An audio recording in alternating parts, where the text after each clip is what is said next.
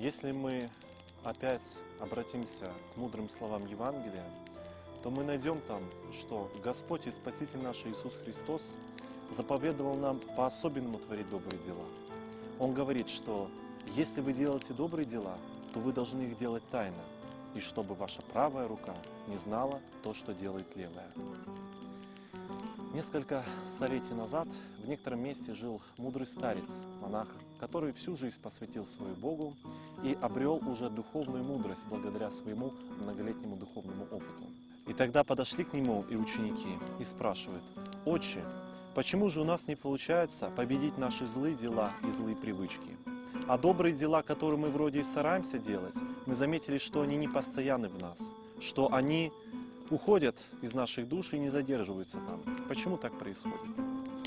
Тогда старец отвечает им: вот если мы возьмем два семени, одно семя доброго растения, а другое семя ненужного, сорного растения.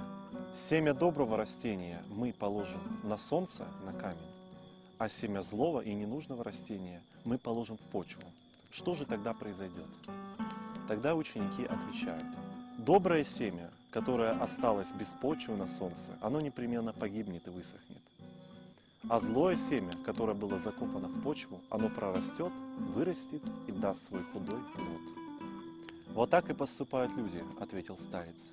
«Вместо того, чтобы скрывать свои добрые дела, они выставляют их на показ. И эти добрые дела погибают, и никакой пользы они не дают человеку.